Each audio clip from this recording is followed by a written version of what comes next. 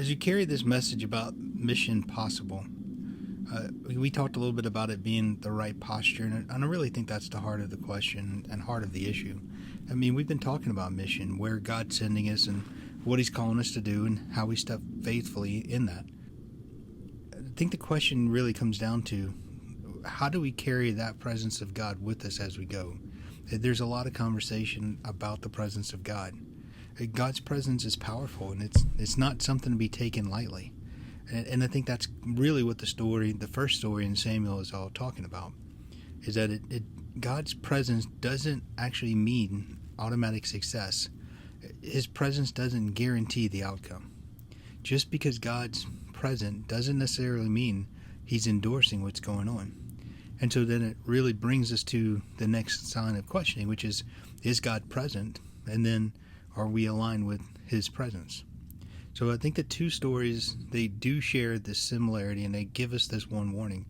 You've got Israel in 1 Samuel 4, that Israel's facing the enemy, and they want a victory, and they want assurance of that victory. So they bring the Ark of the Covenant into the battle. And in their minds, it's pretty simple logic. If God's presence is with us, we can't lose. But they do lose, and they lose pretty badly. After they lose badly, the Ark's captured. And here's the thing, I mean, it's not because God's powerless that happened. His presence is powerful. And it's even dangerous when it's used and misunderstood, like with the Philistines. They end up suffering plagues because of it, and chaos breaks out. And the crazy story about their God who gets shattered and bowed down. And then afterwards, they return the ark with all the offerings. And so even though the Philistines had the presence of God, they had the Ark of the Covenant, they didn't get victory either. Israel had God's presence, but the problem is they didn't have God's permission to use it the way they wanted to. His presence did not serve their agenda. And when you look at David in 2 Samuel 6, Uzzah, who ended up touching the ark and dies, David was trying to bring the ark back to Jerusalem. He's doing the right thing. It's the right reason, and he's in the right place. David's intention is good, and his mission's right. God's already told David about his calling, but the ark gets moved in the wrong way, and Uzzah touches it and dies. So then after that, the celebration stopped after David's been dancing in the streets. Here's the thing, is that the good intentions don't override God's holiness. So you're getting a clear picture about who God is and what God is and His holiness, and I think that's the important thing in this other chapter, is that even though God's presence is building, momentum's building, it doesn't replace what's supposed to happen. It doesn't replace obedience in that situation. And they're not stories about God being harsh. They're really stories about God being holy. And again, we talked about Isaiah 6. When you see the holiness of God, you become undone. But altogether, all this teaches that when God's presence is treated rightly, it serves rightly. And when it's treated wrongly, it's really dangerous. So when you treat it holy, it becomes transformative. It has God's purpose. It carries forth God's will. So the idea, though, I think that we're getting at is that the presence is not a tool for a mission, because if we're trying to go out and do God's will, we're not looking to have His presence in order to fulfill the mission. And again, it's not a tool, but in these pictures, it's God's presence is a force. It judges, it exposes, it corrects, and it shapes for the mission, right? So that whole thing in Samuel, it actually draws out a false assumption, and that's kind of what's at work here, is that there's a really deeply held idea that people have, and you don't really probably even realize it. It's this idea that if we do the right religious thing in the right religious way, then God's duty bound to act on our behalf. It's almost kind of touching into the prosperity gospel. But what's happened in this image is that this relationship gets flipped. And this is the reason why, because this is why it's so important, is that we don't exist for God to serve us. We exist for God. So God doesn't exist to meet our needs, and we know that. We exist to serve God, and we exist to minister to God and minister to Him rightly. So that's what this perspective really is. It speaks to this heart of religious manipulation. You can't go to God and manipulate God, and you can't go to God and summon God, or you can't leverage God. And again, he's not obligated by our actions. He's obligated by what he's promised. So in Samuel 4, that's kind of what's talking about. Like the Israelites, they have this idea that if we bring the ark, God must give us the victory on our mission. So really, the ark is becoming the mechanism. It's not the sign of the relationship. And that's really where the problem is. That's what makes this so dangerous, is that mindset is what claims that God answers prayers because we acted correctly. God moves because we invoked him, and that God owes us a response as a result. That's not right, because that makes God reactive and predictable and controllable. And if that's true, then he's no longer God. He's just a tool. So we know that that's not true. And that's the correction that's being offered here in 1 Samuel 4. Is that 1 Samuel is absolutely dismantling that illusion that God exists to be used by us. The truth is, we exist to be called and be used by him. And ultimately, that's what we're going for, is we want to go out and serve in the mission, and that's what this is. So God's not obligated by our actions. He's not summoned by our symbols, and he's not controlled by our obedience or our rituals. Right? God acts because he is God, because he's sovereign, because he does what he chooses to do, and he fulfills his own purpose, and he fulfills his own will. And everything flows from his sovereignty.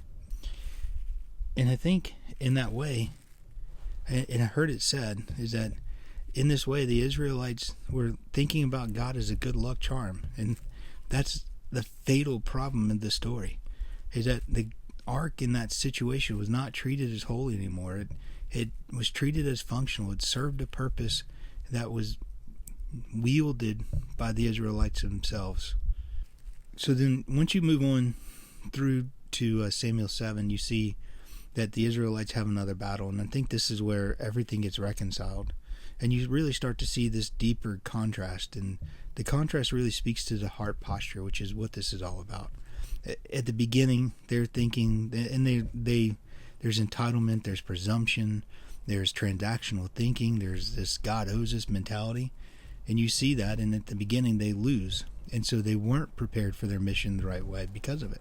But later, you see them corrected. They're humble and they're repentant. They fear the Lord the way they ought to. They're dependent on God. So this is the same God. It's just a different posture that they have and that God's responding to. So later on, when they're carrying God inside their heart, they're carrying God with them on their mission. And I think that's the right picture that we're really going for, because we want to remove that false confidence, right? We want to have God provide us with that safe way forward. So that's really it, is that there's a couple errors in that. Is that treating God as a means to an end, that if you do something right, then God must respond, or if he's present, success is guaranteed. And that's the false presumption. That treating God as a containable, that the Philistines thought that since they brought God into their house, that he's going to submit to them and do what they want. And God's not to be domesticated in that way. And that God can't be controlled. And that's ultimately what's being refused here. So when we talk about how do we get this right, because that's where this is all going, is when we talk about mission, we talk about first you have the right posture. And the right posture leads to the right alignment. And when you start talking about alignment, it's really easy to misunderstand that invitation. We do believe God called us. We do believe God put us on a mission, and that his presence truly does matter to fulfill that mission. But yet, sometimes if we're not seeing it, we don't see the clarity, we don't see the fruit that we're expecting, then the question starts to brew inside our heart. And it's quiet, but it starts to happen. Doubt starts to creep in, that if God's presence empowers the mission, and I'm not seeing what I hope to see, then is something misaligned. And you start asking, is it me? Is there something that's being done? And then the Bible really does speak, it speaks directly to that, is that the correction from God is not about rejection. And that's the truth that we really need to hold on to in that, is that the lack of visible victory doesn't automatically mean disobedience. Sometimes it means God is slowing us down in order to realign us. And it's not to rejection, it's just alignment. If you go back and look at David's story, David didn't abandon the mission. He paused, he reordered, he remembered. And that's really what needs to happen. That's honestly the order of action, the order of operations for every mission. And then once he was aligned, then the presence again became blessing from God. So here's the other thing. Again, God's not going to be manipulated. And honestly, that's a really good thing. If we believe that we could invoke God and have him do what we want, or if he's triggered by our actions, then the truth is, then you might begin to think you could mess up his plans. If you misunderstood something, or you hesitated, or if you turned the wrong way, then you have this image of God and his plans and his will as being fragile. And the truth is not that, is that God can't be manipulated. It's the same God who orders the action, whose purposes are not going to be ruined at all. God's not controlled by us. His promises are not dependent upon us and our perfection.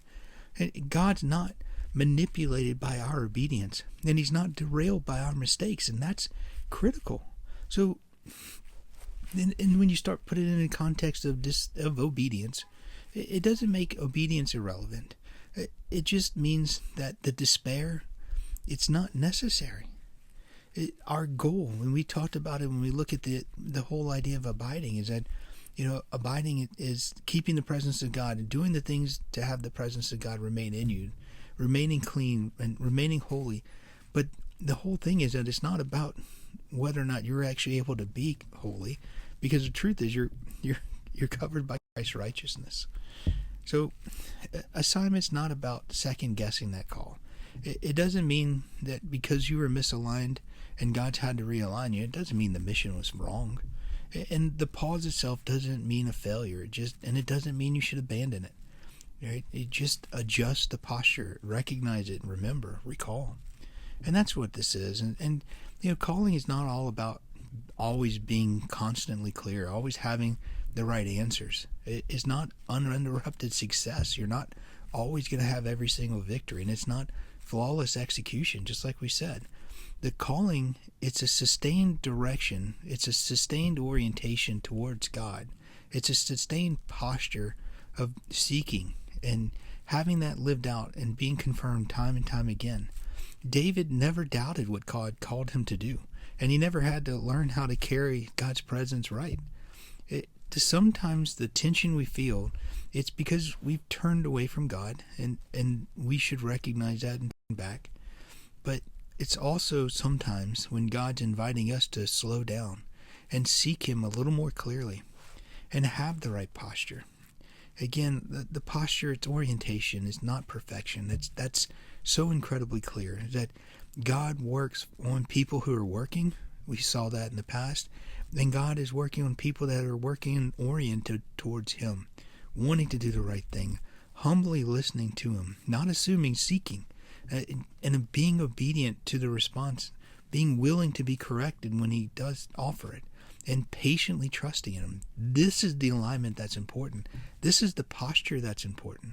And then that's the truth. And once you do that, you see God, and it's important to see God, and it's important to define what it is you're going to see in God. And, in the Old Testament, they were looking at the ark, and that represented God's presence. It was external, something they were always chasing. It was restricted for only a handful of people, that God's holiness was pictured, and it was pictured pretty severely, and it was dangerous when it was mishandled. And thankfully, that's not how it's pictured in the past, and now it's not pictured in the New Testament.